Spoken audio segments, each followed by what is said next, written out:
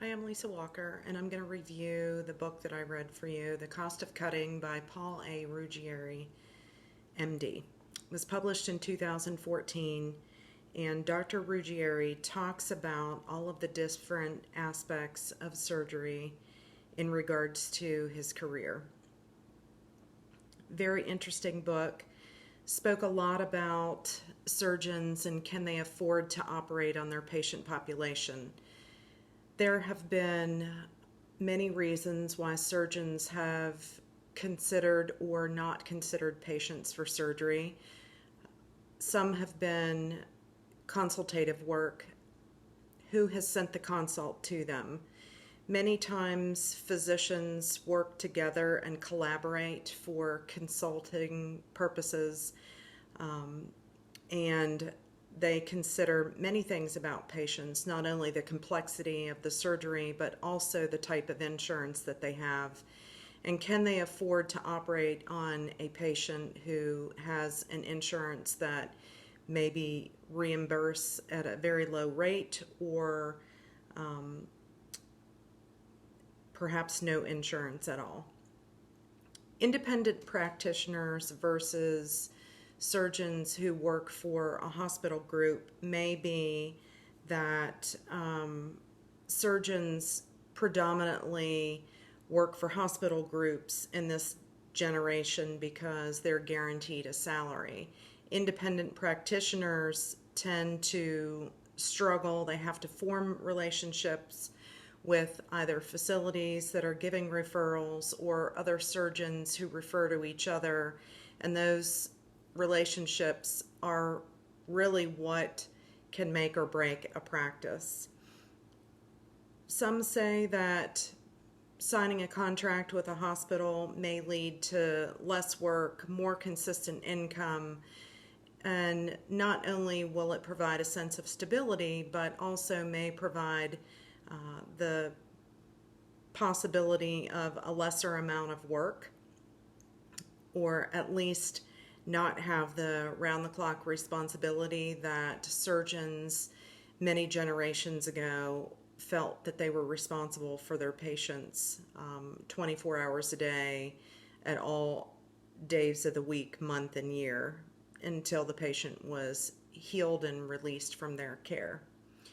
Many times facilities have ongoing turf wars or battles amongst themselves because they want to provide a specialty service to the community.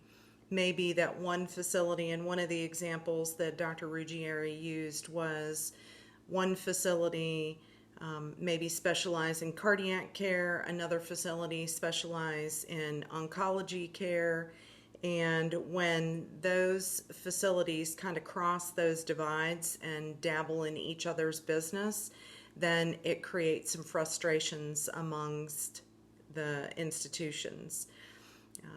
The quality aspect of surgery definitely is impactful as far as reimbursement is concerned. It's considered surgical site infections are considered non-reimbursable, especially if it is a joint that becomes infected during a surgical procedure. And then benchmarking and measuring quality outcomes can drive not only care, but it can consistently drive reimbursement rates to facilities and can also drive referral rates. When we talk about sticker shock, we talk about fee scales, how hospitals really don't have any rules or guidelines in setting fee scales, and we think about the impact on the patient. Medical device use can be driven not only by the cost of that device, but by an institution's ability to replace that device cheaply or contractually get a discount when they provide more business to a particular organization or vendor. Career reimbursement rates certainly can drive specialty choices.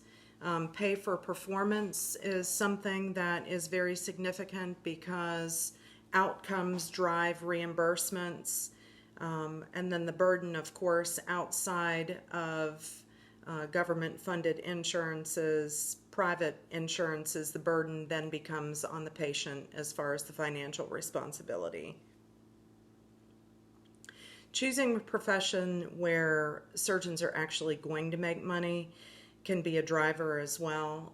Cardiothoracic surgery is one of those specialty services that they are struggling to find new surgeons that enter the CTS realm of specialty because of the time for training. And in addition to that, the reimbursement rates have significantly declined over the last several years and decades.